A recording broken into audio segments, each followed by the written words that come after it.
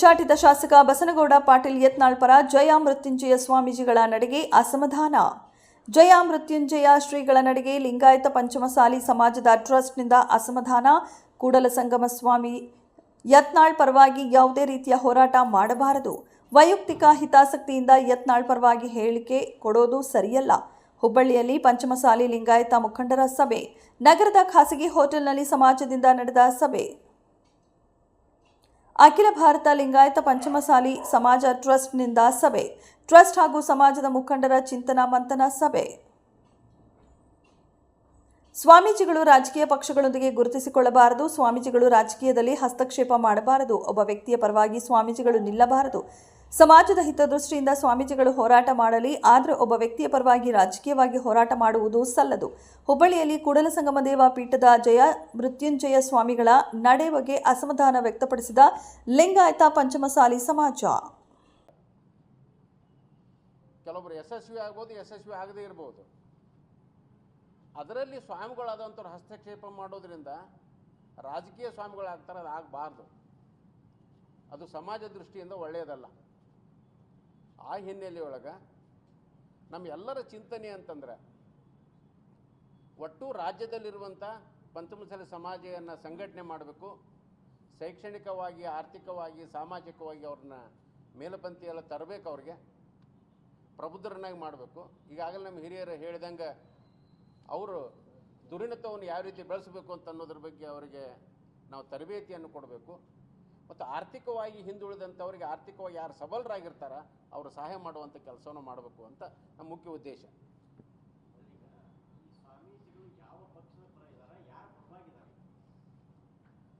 ಈಗ ಬಸನಗೌಡ ಪಾಟೀಲ್ ಯತ್ನಾಳ್ ಅವರು ಪಕ್ಷದಿಂದ ಉಚ್ಚಾಟನೆ ಮಾಡಿದ್ದಾರೆ.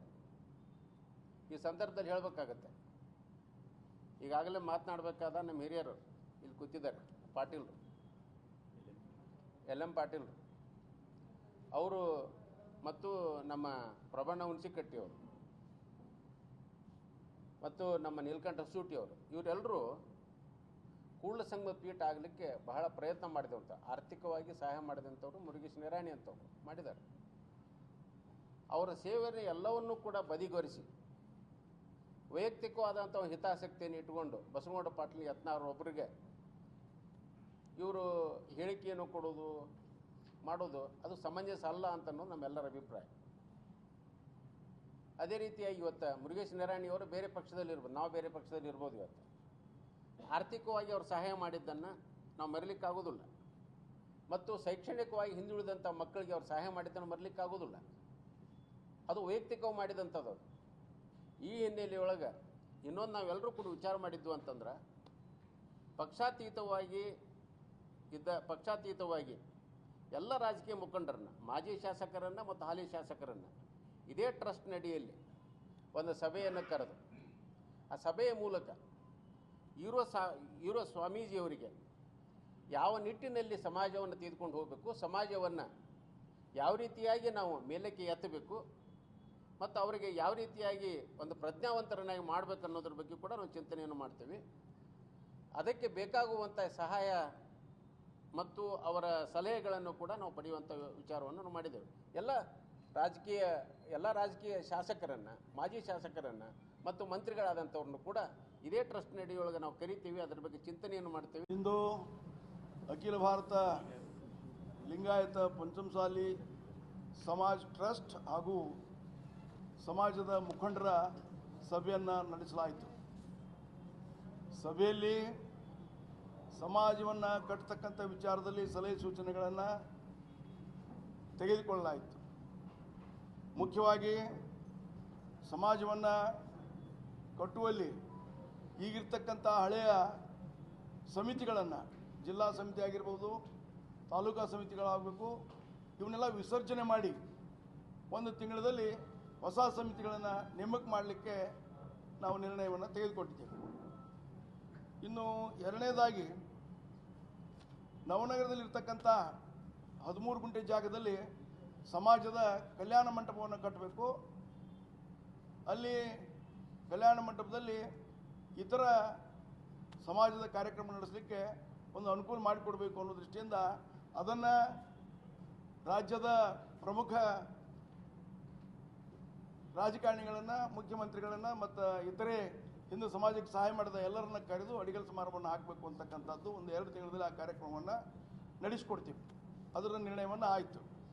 ಇನ್ನು ಮೂರನೇದಾಗಿ ಸಮಾಜದಲ್ಲಿ ಈಗಾಗಲೇ ಲಿಂಗಾಯತ ಪಂಚಮಸಾಲಿ ಅರ್ಚಕರು ಸುಮಾರು ಮಠಗಳಲ್ಲಿ ಸುಮಾರು ದೇವತಾ ಕಾರ್ಯದಲ್ಲಿ ಕೆಲಸ ಮಾಡಕತ್ತಾರ.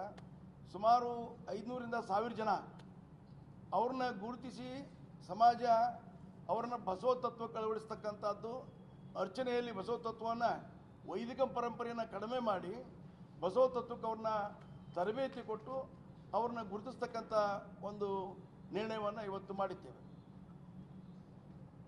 ಇನ್ನು ಮತ್ತೊಂದಾಗಿ ಸಮಾಜದಲ್ಲಿ ಗ್ರಾಮೀಣ ಭಾಗದಲ್ಲಿರ್ತಕ್ಕಂಥ ಯುವಕ ಯುವತಿಯರು ಮತ್ತು ವಿದ್ಯಾರ್ಥಿಗಳಿಗೆ, ವಿಶೇಷವಾಗಿ ವಿದ್ಯಾರ್ಥಿಗಳಿಗೆ ಮುಂದಾಳತ್ವದ ತರಬೇತಿಯನ್ನು ಕೊಡಬೇಕು ಅಂತಕ್ಕಂಥ ಒಂದು ನಿರ್ಣಯವನ್ನು ನಾವು ಮಾಡಿದ್ದೇವೆ. ಮುಂದಾಳತ್ವದ ತರಬೇತಿ ಲೀಡರ್ಶಿಪ್ ಟ್ರೈನಿಂಗ್ ಅನ್ನೋದು ಆ ತರಬೇತಿಯ ಒಂದು ಇದನ್ನು ನಾವು ಮಾಡಿದ್ದೇವೆ. ವಿದ್ಯಾರ್ಥಿಗಳಿಗೆ, ಯುವಕರಿಗೆ ಆರ್ಥಿಕವಾಗಿ, ಸಾಮಾಜಿಕವಾಗಿ, ಶೈಕ್ಷಣಿಕವಾಗಿ ಏನೇ ಸಮಸ್ಯೆ ಬಂದರೂ ಅವನ್ನ ಯಾವ ರೀತಿ ಮುಂದಾಳತ್ವವನ್ನು ವಹಿಸಿಕೊಂಡು ಎದುರಿಸಬೇಕು ಅಂತಕ್ಕಂಥ ವಿಚಾರದಲ್ಲಿ ಒಂದು ತರಬೇತಿಯನ್ನು ಕೊಡಲಿಕ್ಕೆ ನಿರ್ಣಯವನ್ನು ಕೈಗೊಂಡಿದ್ದೇವೆ. ಇನ್ನೊಂದು ಅತಿ ಮುಖ್ಯವಾಗಿ ಈಗಾಗಲೇ ಸುಮಾರು ದಿವಸಗಳಿಂದ 2A ಹೋರಾಟಕ್ಕಾಗಿ ಸಮಾಜ ಬಹಳಷ್ಟು ಶ್ರಮಿಸಿದೆ.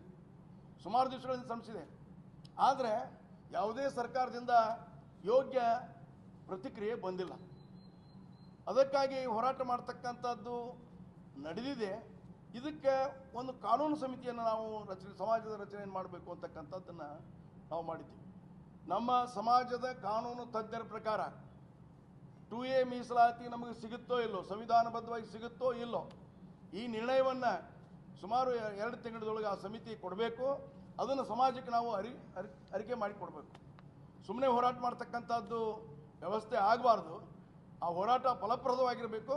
ಅದು ಸಾಧ್ಯವೋ ಅಸಾಧ್ಯವೋ ಅಂತಕ್ಕಂಥ ನಿರ್ಣಯವನ್ನು ಆ ಕಾನೂನು ತಜ್ಞ ಸಮಿತಿ ನಮಗೆ ವರದಿಯನ್ನು ಕೊಡುವ ರೀತಿಯೊಳಗೆ ಒಂದು ಸಮಿತಿಯನ್ನು ರಚನೆ ಮಾಡಬೇಕು ಅಂತಕ್ಕಂಥ ನಿರ್ಣಯವನ್ನು ಮಾಡಿದ್ದೇವೆ.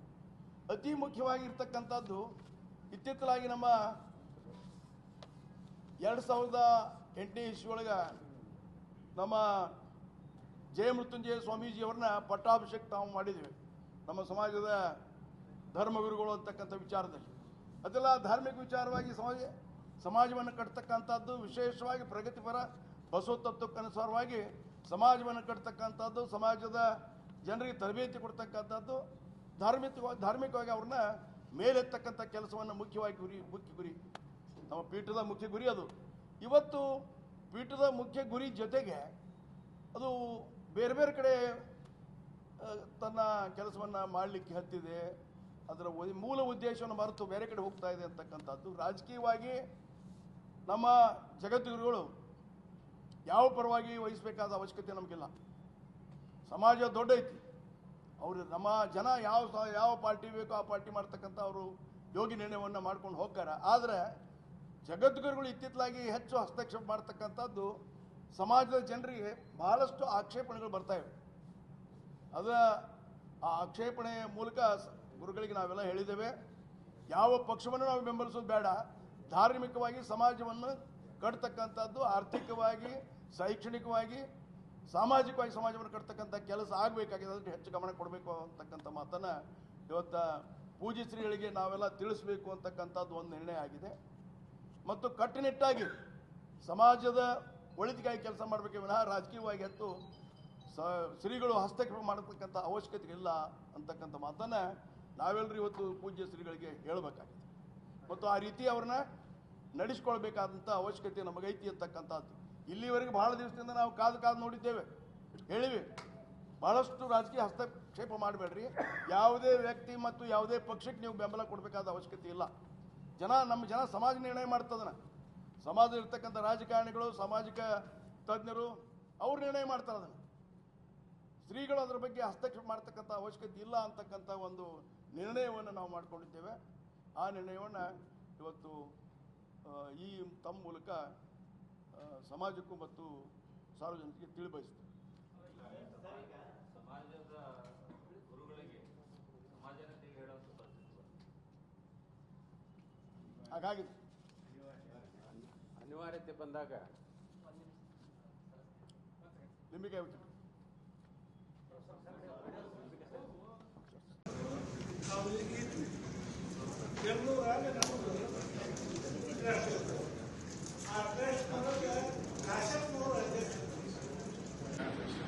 ಈಗ ಸಾಮಾನ್ಯ ಸಾಮಾನ್ಯ ಎಸ್ ಟಿ ಶ್ರೀನಿವಾಸರ ಮನೆಯಲ್ಲಿ ಸಾಮಾನ್ಯ ಸೇವರಾದಿಯಾಗಿ ಸಾಮಾನ್ಯ ಅಶೋಕ್ ಸೇವರಾದಿಯಾಗಿ ಸಾಮಾನ್ಯ ಲಿಂಬಿಕ ಸಾಹೇಬ್ ಇರ್ಬೋದು, ಮಂಜುನಾಥ್ ಕುನ್ನೂರ್ ಸಾಹೇಬ್ ಇರ್ಬೋದು, ಸಿದ್ದಗೌಡ ಸಾಹೇಬ್ ಇರ್ಬೋದು, ಎಲ್ಲ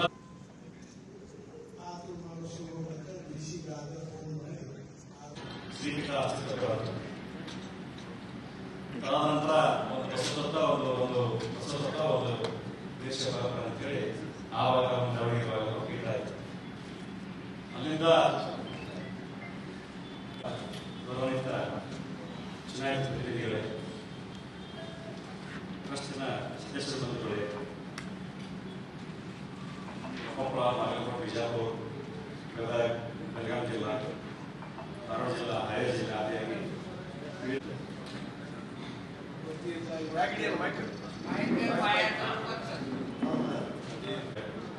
ಮತ್ತು ಯಾವತ್ತೂ ಪತ್ರಿಕಾ ಬಂಧುಗಳು ಎಲ್ಲರಿಗೂ ಶುಭಾಶಯ. ಈಗಾಗಲೇ ಸಾಕಷ್ಟು ಸಮಾಜ ಮುಖಂಡರು ಮತ್ತು ನಮ್ಮ ನಾಯಕರು ತಮ್ಮೆಲ್ಲ ವಿಷಯಗಳನ್ನು ಪ್ರಸ್ತಾಪ ಮಾಡಿ ನಮಗೆಲ್ಲ ಏನಾಗಬೇಕು ಏನಾಗಲಿಲ್ಲ ನಾವೆಲ್ಲರೂ ಗೊತ್ತಾಗಿದೆ ಏನಪ್ಪಾ ಇದು. ಮತ್ತು ಲಾಸ್ಟ್ಗೆ ಎಲ್ಲಿ ಬಂತ ಅಂತಂದ್ರೆ ನಾವೇನು ಸೂರ್ಪಾನ್ ಹೋಗಲ್ಲ, ಅಧಿಕಾರಿಗಳಲ್ಲಿ ಸರ್ಕಾರ ಬಂದರೆ ಒಳ್ಳೆಯಿಂದ ಸಮಾಜ ಜೊತೆಗೆ ಐತಿ, ನೀವು ಮುಂದುವರಿರಿ. ನಮ್ಮ ಯುವಕರು ಎಲ್ಲರೂ ಇವತ್ತು ರಾಜ್ಯ ಮಟ್ಟದಲ್ಲಿ ಬಹಳಷ್ಟು ಜನ ಸಂಪರ್ಕ ಇರ್ತಾರೆ. ಇದು ನಿಗಾ ಬಿಟ್ಟಂತಂದ್ರೆ ಯಾಕೆ ಅಂತಂದ್ರೆ ಎಲ್ಲರೂ ನಮ್ಮ ಸಮಾಜಕ್ಕೆ ಅನ್ಯಾಯ ಆಗ್ತಾ ಇದೆ. ಕಡೆ ಮನೆಗೆ ಹೋಗಿ ಬಡವರು ಕಣ್ಣೀರು ಒರೆಸಬೇಕು, ಶೈಕ್ಷಣಿಕವಾಗಿ, ಆರ್ಥಿಕವಾಗಿ, ಸಾಮಾಜಿಕವಾಗಿ ಬೆಳೆಸಬೇಕಂತೇಳಿ ಬಹಳ ಸಮಾಪಟ್ಟು ಇವತ್ತೆಲ್ಲ ಮಾಡಿದ್ದಾರೆ. ಹೋದ್ಮೇಲೆ ಅಪ್ಪಾಜಿ ಮಾಡ್ತಕ್ಕಂಥ ಕೆಲಸ ಮಾಡ್ತಾರಂತ ನಾನಿಟ್ಟು ನಮ್ಮ ಸಮಾಜದ ಅಧ್ಯಕ್ಷನ ವಿನಂತಿ ಮಾಡ್ಕೊತೀನಿ. ಎಲ್ಲ ನಾ ಸಣ್ಣವರು ಹೇಳ್ಬಾರ್ದು, ಅವ್ರನ್ನ ಗೌರವಾನ್ವಿತ ಅಧ್ಯಕ್ಷ ಅಂತೇಳಿ ಅವ್ರ ವಯಸ್ಸಿಗೆ ಫೋನ್ ಮಾಡಿ ನಿಂತು ಹೇಳೋರು. ಆ ಕಾರಣಕ್ಕೆ ರಾಜ್ಯ ಮಟ್ಟದ ಒಂದು ಕಾರ್ಯಕ್ರಮ ಮಾಡ್ರಿ ಮತ್ತು ಎಲ್ಲ ನಮ್ಮ ಗೌರವಾನ್ವಿತ ಎಲ್ಲಾ ಶಾಸಕರು ಅಂದ್ರೆ ಕಾಂಗ್ರೆಸ್ ಇರ್ಬೋದು, ಬಿಜೆಪಿ ಇರ್ಬೋದು, ಮಂತ್ರಿಗಳ ಆದಿಯಾಗಿ ಎಲ್ಲರನ್ನು ಬರ್ತೀವಿ ಕರೀರಿ ಅಂತಕ್ಕಂಥ ಸಂದೇಶವನ್ನು ಈಗಾಗಲೇ ಅವರು ನೀಡಿದ್ದಾರೆ. ಅವರೆಲ್ಲ ಒಳಗೊಂಡು ನೀವೆಲ್ಲ ಏನ್ ತೀರ್ಮಾನ ತಗೋಬೇಕು, ನೀವು ಕರೆಕ್ಟ್ ನಿಂತ್ರೆ ನಿಮ್ ಜೊತೆಗೆ ಸಮಸ್ತ ಪ್ರತಿನಿಧಿ ಸಮಾಜ ಕರೆ ಅಂತ ಹೇಳ್ತಾ ನಮಗೆ ಮಾತಾಡಕ್ಕೆ ಅವಕಾಶ ಮಾಡಬೇಕು. ಪಂಚಮಸಾಲಿ ಸಮಾಜದ ಎಲ್ಲ ಸದಸ್ಯರಿಗೆ, ಮುಖಂಡರಿಗೆ, ಎಲ್ಲರಿಗೂ ಕೂಡ ಈ ಟ್ರಸ್ಟ್ ಅಥವಾ ಮತ್ತು ಸಮಾಜ ಒಬ್ಬ ವ್ಯಕ್ತಿಯ ಸ್ವತ್ತು ಆಗಬಾರ್ದು ಅಂತ ಅನ್ನೋದು ನಮ್ಮ ಮನವಿ. ಅವ್ರ ವೈಯಕ್ತಿಕವಾದಂತ ಹೇಳಿಕೆ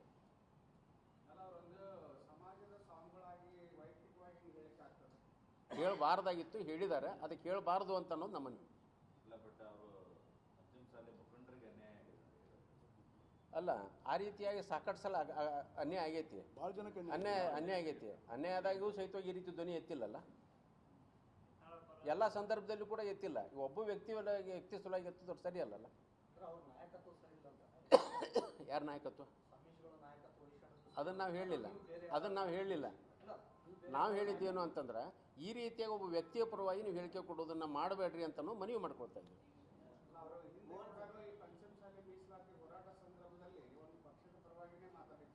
ಇಲ್ಲ, ಆ ಸಂದರ್ಭದಲ್ಲಿ ಎಲ್ಲ ಪಕ್ಷಾತೀತವಾಗಿ ಎಲ್ಲ ಶಾಸಕರು, ಮಂತ್ರಿಗಳು ಕೂಡ ಆ ಹೋರಾಟದಲ್ಲಿ ನಾವು ಭಾಗವಹಿಸಿದ್ವಿ. ಸಿ ಪಾಟೀಲ್ರು ಕೇಳಿರಲ್ಲ, ಒಂದು ಸಿ ಪಾಟೀಲ್ರು ಬಂದಿದ್ರು, ಬಸವನಗೌಡ ಪಾಟೀಲ್ ಯತ್ನಾಳ್ ಬಂದಿದ್ರು, ವೇದಿಕೆ ಮೇಲಿದ್ದಂಥವ್ರು ಎಲ್ಲರೂ ಕೂಡ ವೇದಿಕೆಯನ್ನು ಹಂಚಿಕೊಂಡಿದ್ವಿ. ಅವಾಗ ಎಲ್ಲರೂ ಬಂದಿದ್ರು. ಕೆಲವು ಸಲ ಸಚಿವ ಸ್ಥಾನ ಸಿಗದೆ ಹೋದಾಗ ಅವರು ಕಾಂಗ್ರೆಸ್ ಪರವಾಗಿಯೂ ಮಾತಾಡಿದ್ರು, ಇಂಥವ್ರಿಗೆ ಸಚಿವ ಸ್ಥಾನ ಕೊಡ್ರಿ, ಪಂಚಮಸಾಲಿ ಕೊಡ್ರಿ ಅಂತ. ಅದು ತಪ್ಪು ಅಂತ ಹೇಳ್ತೇವೆ. ಅಲ್ಲ ಸರ ಕೇಳಿ, ಸರ ಅಲ್ಲಲ್ಲ ನಾನು ಹೇಳಿ ಅವಾಗೂ ಸಹಿತವಾಗಿ ಹೇಳಿದ್ದೇವೆ. ಅವಾಗೂ ಸಹಿತ ಈಗಲೂ ಸೂತ ಅದನ್ನು ಹೇಳ್ತೇವೆ. ಒಬ್ಬ ವ್ಯಕ್ತಿಯ ಪರವಾಗಿ ಅಥವಾ ಪಕ್ಷದ ಪರವಾಗಿ ಸ್ವಾಮಿಗಳಾದಂಥವ್ರು ಮಾತಾಡಬಾರ್ದು ಅಂತ ನಾವು ಮನವಿ ಮಾಡ್ಕೊಳ್ತಾ ಇದ್ದೇವೆ.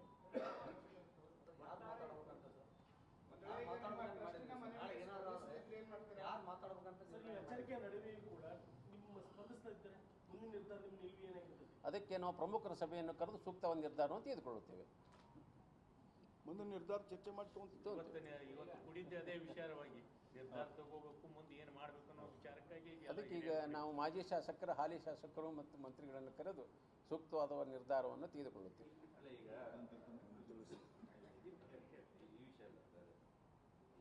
ನೀವು ಕಾಂಗ್ರೆಸ್ನಲ್ಲಿ ಇರ್ತಕ್ಕಂಥವ್ರು ಈಗ ಯತ್ನಾಳ್ ಅವರು ಪರವಾಗಿ ಹೊಂಟಾರ ಅಂತಂದ್ರೆ ಅಂದ್ರೆ ನೀವು ಬಿಜೆಪಿಗೆ ಅದರಂತ ವಿರೋಧ ಮಾಡಕತ್ತಿರೋ ಹೆಂಗಂತ ಇಲ್ಲ, ಅದು ವೈಯಕ್ತಿಕ ಅಭಿಪ್ರಾಯ ಅಲ್ಲ.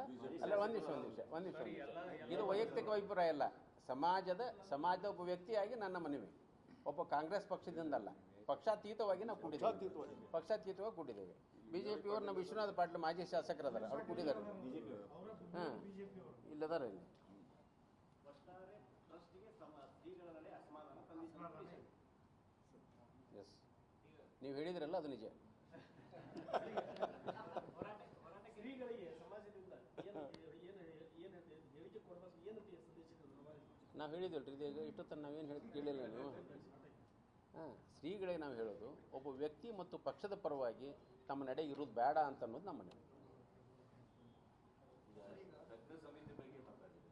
ಹಾಂ, ಹೇಳಿದ್ದಂದ್ರೆ ನಿಮ್ಮ ಬೇಡಿಕೆ ಸರಿ ಇದೆ, ಬಟ್ ಪ್ರೋಸೆಸ್ ಸರಿ ಇಲ್ಲ. ಅದೇ ಯಾವ ವಿಧಾನದಲ್ಲಿ ಬರಬೇಕು ಆ ವಿಧಾನದಲ್ಲಿ ಬಂದಿಲ್ಲ. ಅದಕ್ಕೆ ಯಾವ ವಿಧಾನದಲ್ಲಿ ಬರಬೇಕು ಅಂತ ಅನ್ನೋದನ್ನ ಬಗ್ಗೆ ನಾವು ತಜ್ಞರ ಸಮಿತಿಯಲ್ಲಿ ಸಮಾಲೋಚನೆ ಮಾಡಿ ಆ ವಿಧಾನ ಪ್ರಕಾರ ಹೋಗ್ಲಿಕ್ಕೆ ಪ್ರಯತ್ನವನ್ನು ಮಾಡ್ತೀವಿ. ಸರ್, ಈಗ ಅಖಿಲ ಭಾರತ ವೀರಶೈವ ಲಿಂಗಾಯತ ಮಹಾಸಭಾ ಇದು ಲಿಂಗಾಯತ ಸೊ ಒಡಕು ಏನಾದರೂ ಬರುತ್ತಾ? ಇಲ್ಲ, ಅದೇನಿಲ್ಲ.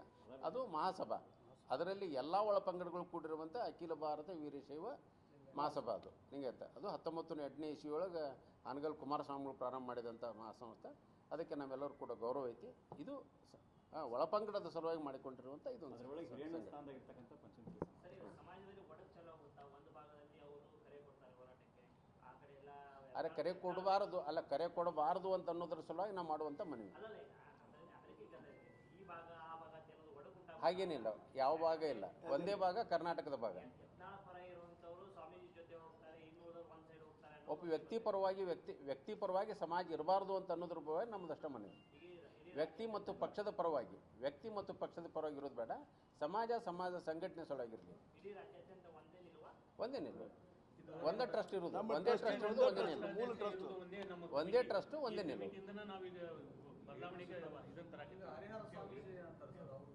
ಅವ್ರನ್ನ ಕೇಳಿದ್ರೆ ಒಳ್ಳೇದು. ಇಲ್ಲ ಸರ್, ಮಾಡಿಲ್ಲ. ಇಲ್ಲ, ನಾವು ಅವ್ರ ಬಗ್ಗೆ ಅವ್ರ ಕೂಡ ಚರ್ಚೆ ಮಾಡಿಲ್ಲ. ಅಲ್ಲ, ಅವ್ರ ಅಭಿಪ್ರಾಯ ಕೇಳಿದ್ರಿ. ನಿರಾಣಿಯವ್ರ ಪರ ಬ್ಯಾಟಿಂಗ್ ಬಿಟ್ಟರು ಹರಿಹರಪೀಠ ಸ್ವಾಮೀಜಿ. ಅವಾಗ ಯಡಿಯೂರಪ್ಪ ಅವರು ವೇದಿಕೆ ಬೆಳೆದ್ರಿ ಎಂದು ಇದು ಮಾಡಿದ್ರು. ಅದಕ್ಕೆ ಅವರು ಕೂಡ ಅವ್ರ ವ್ಯಕ್ತಿ ಪರ ಮಾತಾಡಿದ್ರು. ಈಗ ಇವರು ವ್ಯಕ್ತಿ ಪರ ಮಾತಾಡ್ತಾರೆ. ನಾವು ಯಾರೇ ಆಗಿರಲಿ ಸರ್, ದಯಮಾಡಿ ಕೇಳ್ರಿ. ಹರಿಹರದವರಾಗಿರ್ಬೋದು, ಕೂಡಲ ಸಂಗಮದವರಾಗಿರ್ಬೋದು, ವ್ಯಕ್ತಿ ಪರವಾಗಿ ಮಾತಾಡಬಾರ್ದು ಅಥವಾ ಪಕ್ಷದ ಪರವಾಗಿ ಮಾತಾಡಬಾರ್ದು ಅನ್ನೋದು ನಮ್ಮ ಮನವಿ. ಲೀಡರ್ಶಿಪ್ ಟ್ರೈನಿಂಗ್ ಕೊಡಬೇಕು ಅನ್ನೋದ್ರ ಬಗ್ಗೆ ಮಾತಾಡ್ತಿದ್ದೀವಿ. ಹಾಂ, ಯಾವ ಸ್ವರೂಪದ ಅಂದರೆ ಸ್ಕಿಲ್ ಲೇಬರ್ಸ್, ಅಂದರೆ ಒಂದು ಕುಶಲತೆಯ ಬಗ್ಗೆ, ಅಥವಾ ಒಂದು ಇಂಡಸ್ಟ್ರೀಸ್ ಮಾಡಬೇಕು ಅಂತ ಯಾವ ರೀತಿ ಮಾಡಬೇಕು, ಅಥವಾ ಒಂದು ಒಳ್ಳೆಯ ನೌಕರಿಗೆ ಹೋಗ್ಬೇಕಂದ್ರೆ ಏನು ಮಾಡಬೇಕು, ಬ್ಯಾಂಕಿಂಗ್ ಎಕ್ಸಾಮ್ ಫೇಸ್ ಮಾಡಬೇಕು ಅಂತಂದ್ರೆ ಯಾವ ರೀತಿ ಮಾಡಬೇಕು, ಸಾಮಾಜಿಕವಾಗಿ ಬೆಳಿಬೇಕಂದ್ರೆ ಏನು ಮಾಡಬೇಕು, ಪರ್ಸನಾಲಿಟಿ ಡೆವಲಪ್ಮೆಂಟ್ ಮಾಡ್ಬೇಕಂದ್ರೆ ಏನು ಮಾಡಬೇಕು ಅನ್ನೋದ್ರ ಬಗ್ಗೆ ತಜ್ಞರ ಕಡೆಯಿಂದ ಅವ್ರು ಟ್ರೈನಿಂಗ್ ಕೊಡಿಸ್ಬೇಕು. Leadership training in all respect. ಏನು ಹೇಳಿ? ಇನ್ನೂ ಆಗಿಲ್ಲ. ಇವತ್ತು ತೀರ್ಮಾನ ಮಾಡಿದ್ದು ರೂಪರೇಷೆಯನ್ನು ನಾವೆಲ್ಲ ಮಾಡಿಕೊಂಡು ತಮ್ಮ ಮುಂದಿನ ಸಭೆ ಚರ್ಚೆ ಮಾಡಿದ ಬಗ್ಗೆ ನಿರ್ಣಯ ಮಾಡಿದ್ದೀವಿ.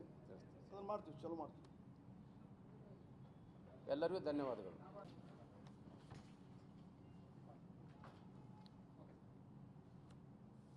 ಸ್ವಾಮಿಗಳಿಗೆ ಸಮಾಜ ಅನಿವಾರ್ಯ.